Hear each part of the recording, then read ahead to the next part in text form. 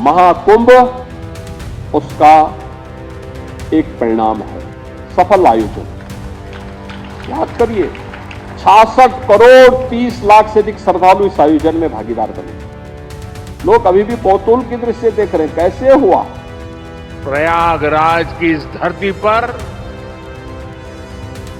एक नया इतिहास रचा जा रहा है।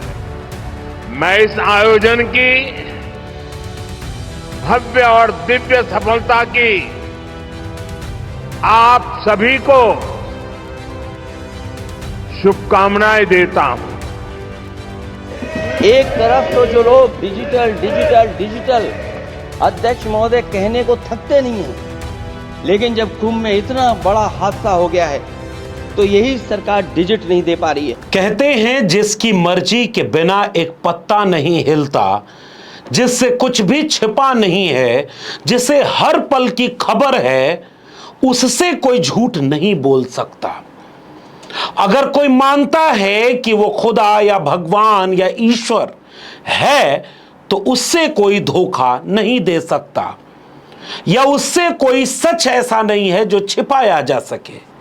लेकिन अब इस देश में ऐसा दिख रहा है कि सरकार सच बोलने से छिपा रही है आंकड़े, और मीडिया की कुछ जगी हुई पत्रकारिता उस सच्चे आंकड़े को जब सार्वजनिक कर दे रही है तो पोल खुल जा रही है।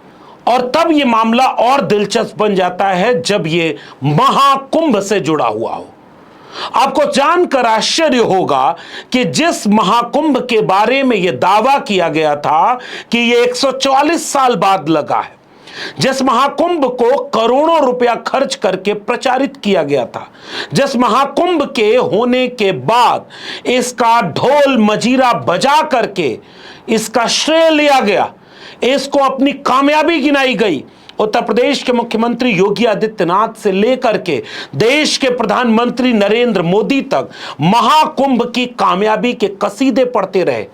और जब भगदड़ की बात आई तो केवल इतना सच बाहर आने दिया कि 30 लोग एक जगह मारे गए भगदड़ में, और केवल एक जगह भगदड़ हुई, और बाकी 7 लोग कुछ और जगहों पर मारे गए, जो कुल मिलाकर आंकड़ा 37 का है। लेकिन विपक्षी दल लगातार ये सवाल पूछते रहे कि उन 37 लोगों की लिस्ट बता दीजिए। सरकार ने कभी लिस्ट नहीं बताई। बाद में कई तरह की रिपोर्ट आती रही।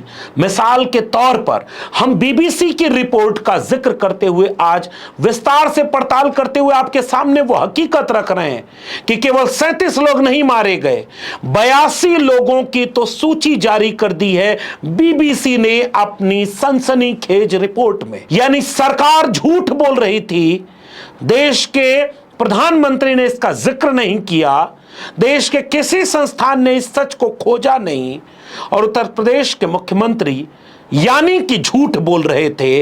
अगर बीबीसी की रिपोर्ट सच हुई तो अगर बीबीसी की रिपोर्ट के मुताबिक 82 लोग मारे गए, जिनके खाते में पैसे भी भेजे गए हैं, उनका भी विवरण आगे हम बताते हैं, तो फिर सच क्या था, 37 या 82? अगर पत्रकारों को पता है कि 82 लोग मारे गए तो सरकार को नहीं पता था क्या? और फिर इस रिपोर्ट में आगे सनसनीखेज खुलासे आपके सामने आएंगे, तब तक दिल थाम कर बैठिए।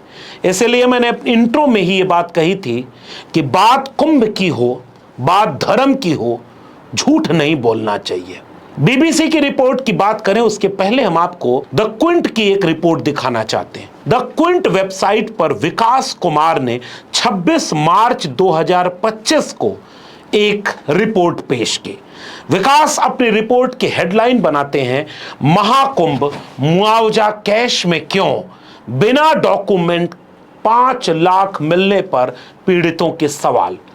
विकास कुमार की रिपोर्ट पर हमने पहले एक वीडियो बनाई थी और यह बात बताने की कोशिश की थी कि जिनको मुआवजा दिया जा रहा है वहां कुछ घपले जैसा सीन दिख रहा है। कोई आधिकारिक डॉक्यूमेंट नहीं, कुछ लेन देन के प्रमाण नहीं, और कैश में 5 लाख रुपए दिए जा रहे हैं।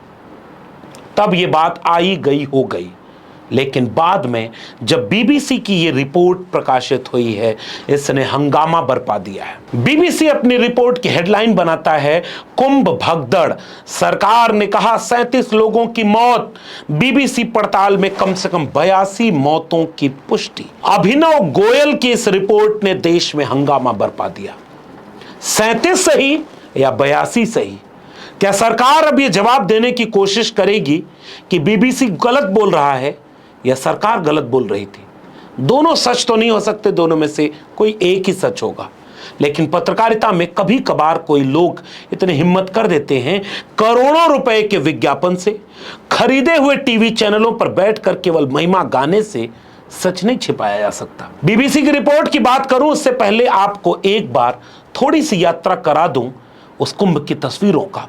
सरकारी वेबसाइट से लेकर के ट्विटर और सोशल मीडिया पर कितना प्रचार हुआ, बड़ी बड़ी होर्डिंग लगाई गई, यह प्रचार किया गया कि 144 साल बाद कुंभ आया है। उन बाबाओं को आप भूल गए कि याद है कि जो कुंभ नहीं आएगा वो देशद्रोही है, जो कुंभ नहीं आएगा वो पापी है, कुंभ आओ, भाग के आओ।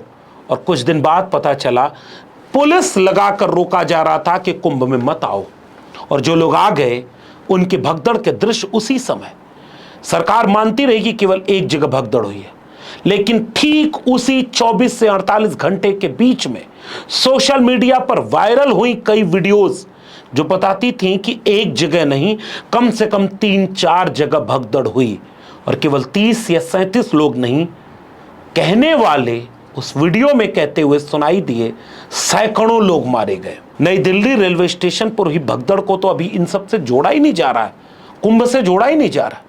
लेकिन उन सारी वीडियोस को जब आप स्क्रीन पर देख रहे थे तो क्या आपको याद आ रहा था कि वहां जो कुंभ में गए, जो वहीं के श्रद्धालु थे, जो आस्थावान हिंदू थे, वो रो रहे थे, बिलख रहे थे, तड़प रहे थे, कोस रहे थे। सरकार ने एक नहीं सुनी। लेकिन बीबीसी की रिपोर्ट अब जो सच्चाई दिखा रही है उसको जरा गौर से देखिए। बीबीसी ने 82 लोगों की तस्वीर जारी करते हुए इस बात की तरफ इशारा किया है कि 3 कैटेगरी बनाई गई। पहली कैटेगरी ऐसी थी कि जिसमें 25-25 लाख मुआवजा मृतकों को दिया गया, और उनकी संख्या बीबीसी 36 बताता है। और दूसरी कैटेगरी के मुताबिक बीबीसी ने कहा कि 5-5 लाख कैश दिया गया, ऐसे मृतक परिवारों की संख्या है 26। और तीसरी कैटेगरी कि मृतक तो हुए लेकिन उन्हें कोई आर्थिक मदद ही नहीं मिले। महाकुंभ की ऑफिशियल वेबसाइट पर 26 मार्च 2025 को यह बताया गया कि महाकुंभ 2025 में मौनी अमावस्या के संगम तट पर हुई घटना के दौरान 30 लोगों और अन्य स्थानों पर 7 लोगों के जो मृत्यु हुई थी, गहरी चोटें पाई गई थी, कि दुखद मृत्यु हुई थी। मुख्यमंत्री योगी आदित्यनाथ जी की घोषणा के अनुरूप 37 में से 35 मृतकों के आश्रितों के बैंक खातों में 25-25 लाख की मुआवजा राशि हस्तांतरित की जा चुकी है। एक मृतक की पहचान नहीं होने और एक मृतक के लावारिस होने के कारण मुआवजा राशि नहीं दी जा सकी। बीबीसी की रिपोर्ट आगे बाकायदे ये बात बताती है कि बीबीसी ने उत्तराखंड, हरियाणा, उत्तर प्रदेश, राजस्थान, गुजरात, मध्य प्रदेश, कर्नाटक, बिहार, झारखंड, पश्चिम बंगाल से लेकर असम तक के राज्यों में 100 परिवारों से मुलाकात की, आंकड़ों के साथ, तस्वीरों के साथ, दस्तावेजों के साथ, और कई जगह तो पुलिस के लोग जो मदद करने पहुंचे उनके फोटो और वीडियो के साथ ये प्रमाणित किया कि इस 3 तरह के लोगों को मुआवजा दिया गया और एक कैटेगरी ऐसी है जिसको मुआवजा नहीं मिला। बीबीसी की रिपोर्ट की शुरुआत में ही ये बात कहा जाता है कि 19 फरवरी को विधानसभा में योगी आदित्यनाथ ने कहा कि 29 की रात्रि में संगमनोच पर 1:10 से लेकर 1:30 के बीच एक दुर्भाग्यपूर्ण घटना हुई जिसने 30 लोगों को छीन लिया, 7 लोग अलग अलग जगह मारे गए। मगर बीबीसी की रिपोर्ट कहती है कि हकीकत कुछ और थी। 50 से अधिक जिलों में की गई इस पड़ताल में बीबीसी ने 100 से अधिक ऐसे परिवारों से मुलाकात की जिनका कहना था कि उनके अपनों की मौत कुंभ भगदड़ में हुई है। बीबीसी के पास इस बात के पुख्ता सबूत हैं कि कम से कम 82 लोग कुंभ भगदड़ में मारे गए। जो परिवार अपनी बात साबित करने के लिए पुख्ता सबूत नहीं दे सके, उन्हें बीबीसी ने इन 82 मृतकों की सूची में शामिल नहीं किया है। यानी बीबीसी की अगर बात को माने तो ऐसे लोगों की संख्या 100 से ज्यादा भी हो सकती है। आगे सुनिए बीबीसी अपनी रिपोर्ट में क्या कहती है। बीबीसी की रिपोर्ट के मुताबिक 36 परिवारों को तो डायरेक्ट बेनिफिट ट्रांसफर दिया गया, यानी चेक के जरिए 25-25 लाख रुपए मुआवजा दिया, लेकिन इन 26 परिवारों को रुपए कैश में दिए गए। 26 परिवारों को 5-5 लाख रुपए दिए गए जो कैश में दिए गए। बीबीसी को इन परिवारों से कई ऐसे वीडियो और फोटो मिले जिनमें पुलिस की टीमें 500-500 रुपए के नोटों का बंडल देते हुए दिख रही हैं। कई परिवारों ने बीबीसी को बताया कि उनकी मर्जी के खिलाफ उनसे ऐसे कागजों पर हस्ताक्षर करवाए गए जिनमें अचानक तबीयत बिगड़ जाने के बाद मौत होने की बात पहले से लिखी हुई थी। लेकिन बीबीसी ने कहा कि हमें इस बात का कोई सबूत नहीं मिला कि ये जो 26 परिवारों को 5-5 लाख रुपया कैश दिया गया, ये सरकारी खजाने से इसका लेन देन हुआ या नहीं हुआ। यानी कुल मिलाकर इन 26 परिवारों को 1,30,00,000 रुपए जो दिए गए वो किसके पैसे थे आज तक किसी को नहीं पता। लेकिन वो पैसे दिए गए इस बात को कहते हुए कि इन लोगों की मौत संगम में भगदड़ पर हुई, लेकिन कागजों पर लिखवाया गया कि तबीयत बिगड़ जाने से अचानक मौत हो गई। उसके बाद बीबीसी को 19 और परिवार मिले जो 25 लाख का मुआवजा पाने वाले 36 परिवारों से अलग हैं। इन परिवारों को रहस्यमय तरीके से 5 लाख रुपए भी नहीं मिले। इन 19 परिवारों का कहना है कि उनके अपनों की मौत 29 जनवरी को कुंभ में अलग अलग जगह पर हुई, भगदड़ से हुई। अपनी बात को साबित करने के लिए कई लोग पोस्टमार्टम की रिपोर्ट और कई लोग अस्पताल के मुर्दा घर की पर्ची और कुछ लोग मृत्यु प्रमाण पत्र जैसे सबूत दिखाने लगे, फोटो वीडियो दिखाने लगे कि इन लोगों की मौत भी उसी वक्त भगदड़ में हुई थी, मगर आज तक उन्हें कुछ भी नहीं मिला। बीबीसी ने बाकायदे उन परिवारों की कहानियां बताई हैं, तस्वीरें दी हैं, महिलाओं के, बच्चों के, बुजुर्गों के, अधेड़ों के कहानियों को कहा है कि उस दिन भगदड़ के वक्त वहां कितना विपरीत और कितना विद्रूप माहौल था। मैं एक कहानी गोंडा के ननकन की सुनाना चाहता हूं। 47 साल के ननकन 27 फरवरी को परिवार के साथ कुंभ के लिए निकल गए थे। पत्नी रामा देवी, बड़े भाई मसरूद, भतीजा जोखू और परिवार के अन्य लोग ननकन के साथ थे। शाम करीब 6 बजे सभी लोग मेला क्षेत्र में पहुंच गए और एक आश्रम को अपना ठिकाना बनाया। 28 जनवरी की सुबह परिवार ने पास के एक घाट पर स्नान किया। अब इंतजार मौनी अमावस्या के अवसर पर गंगा में डुबकी लगाने का था। ननकन के बड़े भाई मसरू बताते हैं, 28 जनवरी की रात करीब 10 बजे हम संगम की ओर चले। हमें वहां पहुंचने में 2 घंटे लग गए। तभी वहां माइक पर ऐलान हुआ, अमृत बरस रहा है, सभी लोग स्नान कर लें। बस फिर क्या था, लोग पागल हो गए। वे बताते हैं कि करीब 30-100 पड़े हुए थे। मसरू कहते हैं भीड़ इतनी हो गई कि हमें पीछे लौटने की जब सोची तभी ननकन गिर गए और भीड़ उन्हें रौंदते हुए चली गई। वे बताते हैं कि करीब 30-100 वहीं पड़े हुए थे। कुछ औरतों के शरीर पर कपड़े तक नहीं थे। ननकन की पत्नी रामा देवी भी उनके साथ मौजूद थीं। वे कहती हैं भीड़ इतनी थी कि हमारे कपड़े तक खुल गए। वहां आदमी ने आदमी को मार दिया। परिवार गंगा में स्नान कर पाता उससे पहले ही संगमनोज पर भगदड़ हो गई। कुछ ही देर में भगदड़ की तस्वीरें सोशल मीडिया पर वायरल होने लगी। इन्हीं तस्वीरों में से एक तस्वीर ननकन की भी थी। कई लाशों के बीच मृत पड़े ननकन का हाथ उनके भांजे जोखू ने पकड़ा हुआ था। उस तस्वीर को देखकर जोखू कहते हैं उस समय कुछ समझ नहीं आ रहा था, हर तरफ अफरा तफरी मची हुई थी। परिवार का कहना है कि शव लेने के लिए अस्पताल से एक एम्बुलेंस की व्यवस्था कराई गई। अंतिम संस्कार के लिए वहां मौजूद पुलिस अधिकारियों ने 15,000 का एक लिफाफा पकड़ा दिया। उसके बाद बीबीसी की रिपोर्ट में कितनी सारी ऐसी कहानियां हैं जो उस समय की विद्रूपता को आपके सामने रखती। वो कौन लोग थे जिन्होंने ऐलान किया कि अमृत बरस रहा है, चलो नहाने। अब तो सब बातें खत्म हो गई।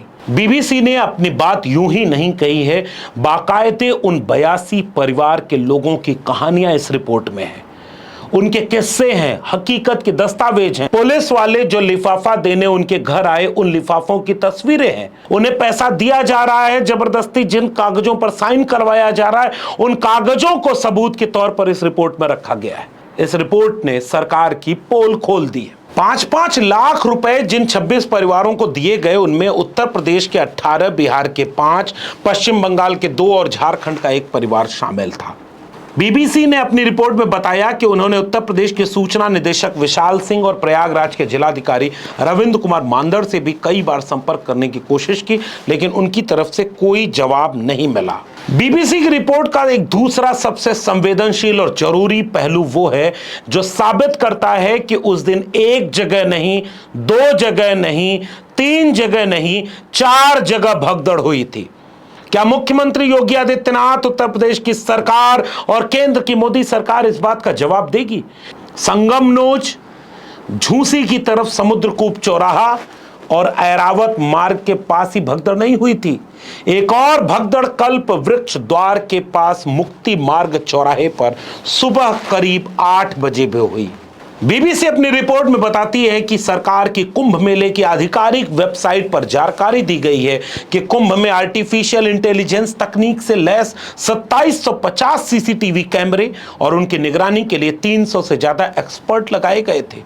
इसके अलावा सुरक्षा में 50,000 से ज्यादा जवान, हवा में ड्रोन और आपात स्थिति से निपटने के लिए एयर एम्बुलेंस समेत 133 एम्बुलेंस तैनात की गई थी।